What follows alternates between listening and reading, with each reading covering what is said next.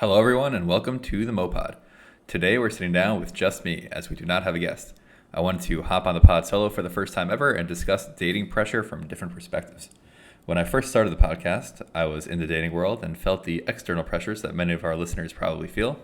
Now that I am engaged, I feel as though I have a nice range of perspectives, both personally and just from being involved with MoDate for the past couple of years. So, I wanted to start off with a question. What is dating pressure? Give you a couple seconds to think about it. And so, in my mind, there are two types of dating pressure. There's external pressure and internal pressure. And so, what is this external pressure? What is this pressure everyone's talking about when it comes to dating? And I think a lot of it is based in just small comments. I don't think people are usually very upfront with what they're saying. I don't think people usually say, oh, you need to get married tomorrow, or things like that. I think it's more the small comments like soon by you, which is a very popular one, which I know a lot of people don't like.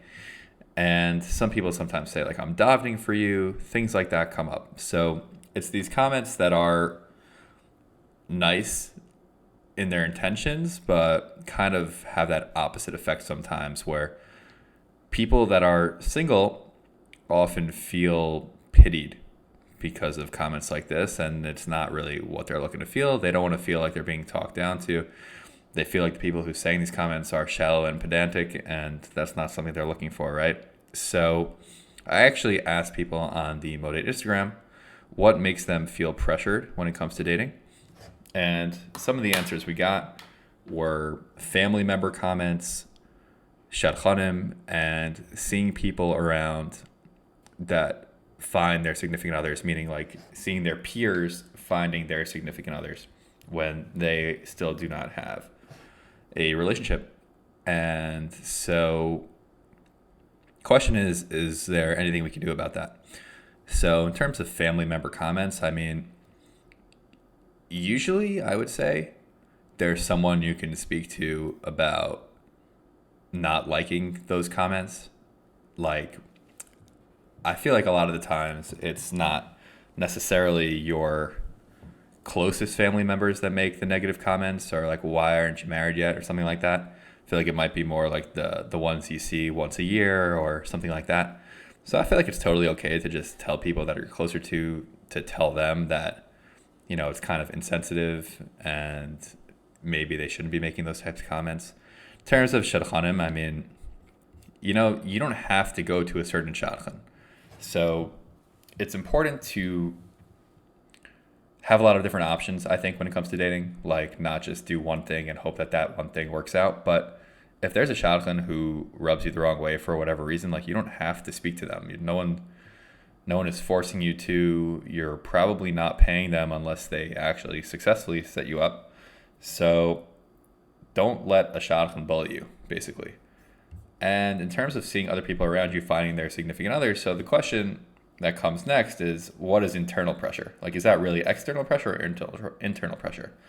And to describe internal pressure, I think, you know, it's important to think about what were you thinking about when you were 20, 21 about your life moving forward?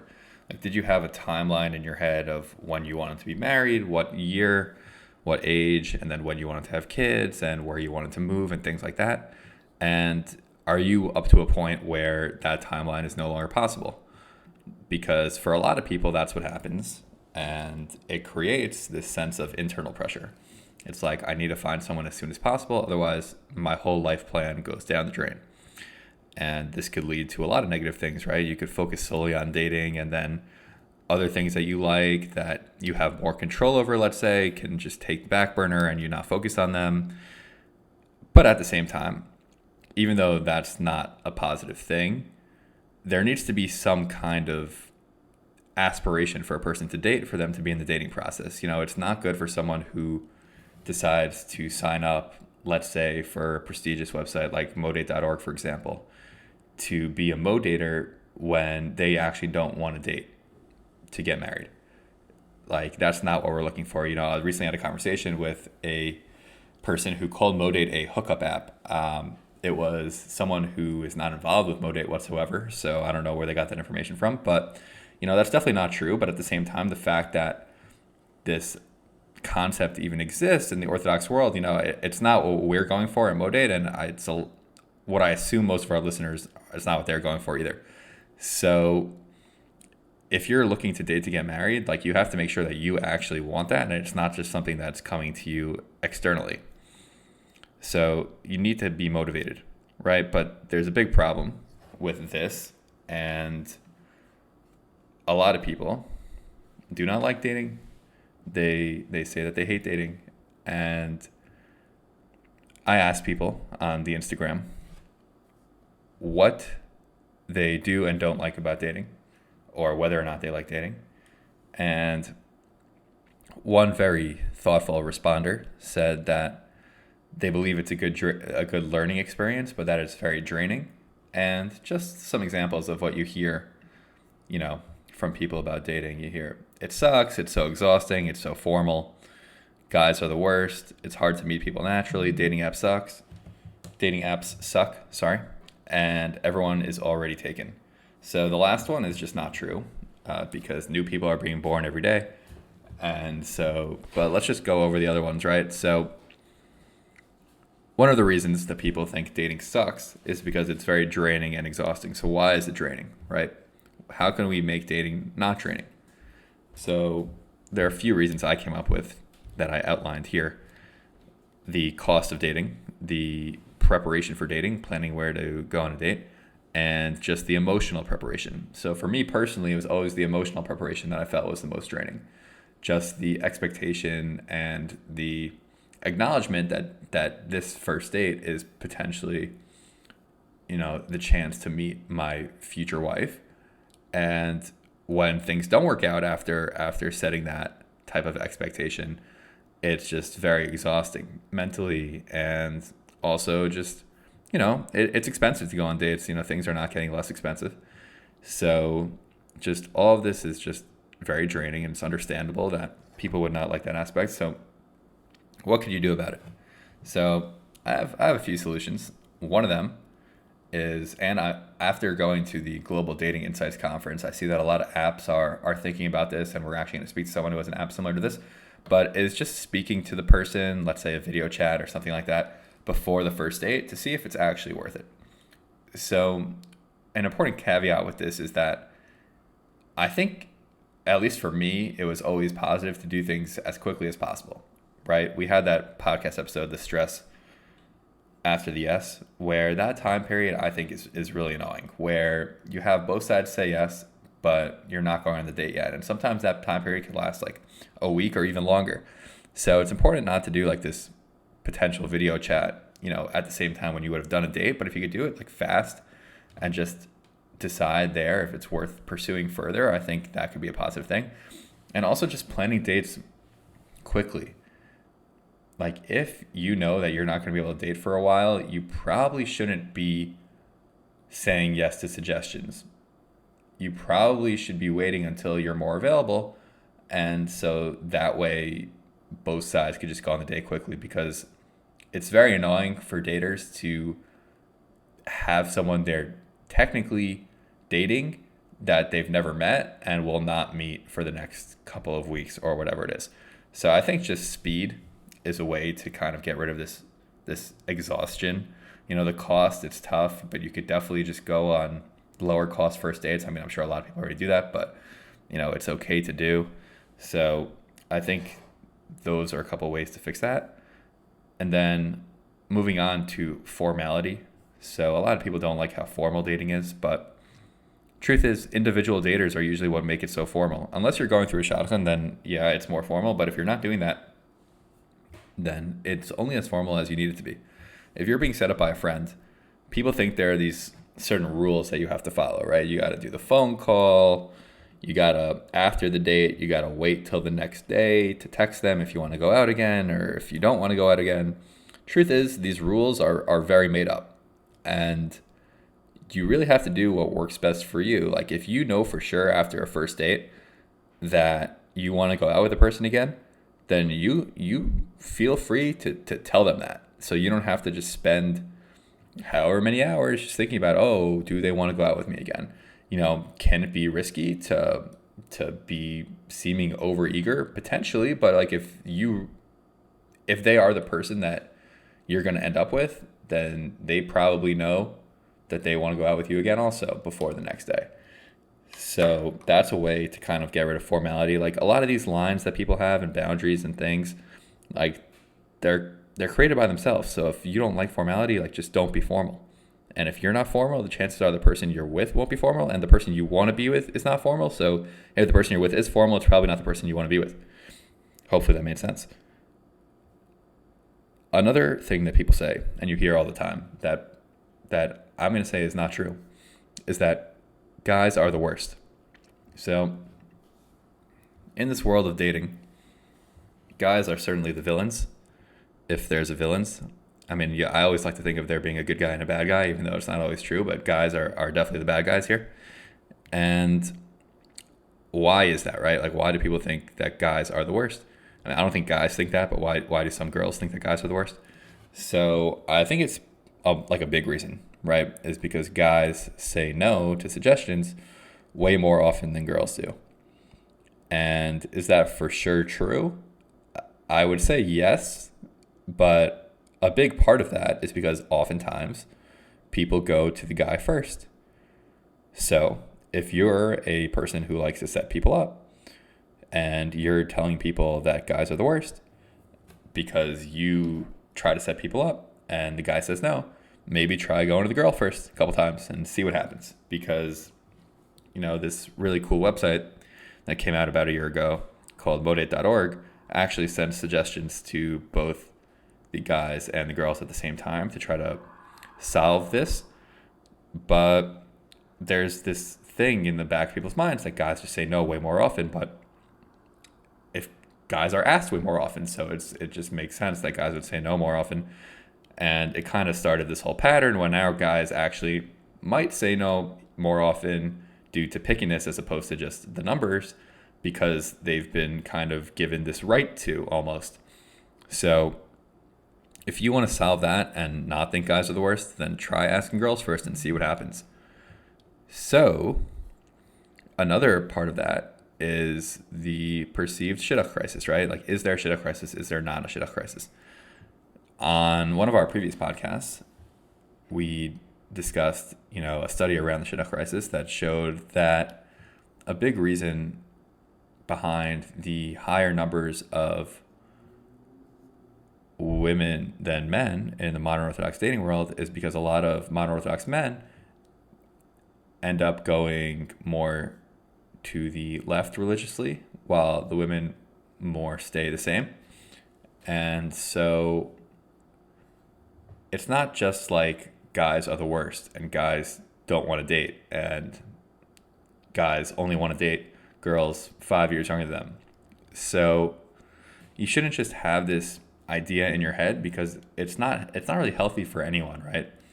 It's not healthy for girls that are looking to date, and it's not healthy for even guys to think like, oh, like it's going to be so easy for me because there's so many more girls. Like, it doesn't really help anyone. And if you really want to try to fix whatever issue there is there, just try doing things a little less formally and become a connector on MoDate and tell your friends to sign up as MoDaters. Then another thing people say, and maybe they're saying it less these days because there's way fewer restrictions now about meeting people in person. COVID has obviously died down. So people complain that it's so hard to meet people naturally. Now, the question for people that say that is, do you put yourself in situations to meet people? Are you living in a young professional community? Do you go to events? Do you go to meals with people that you don't know? Do you go to meals with people that you do know frequently enough for them to think about you for dating suggestions? I think it's a very underrated thing that people aren't always thinking about people when it comes to dating suggestions. That's kind of one of the reasons I started MoDate, so that there would be an algorithm in place for friends to think about friends.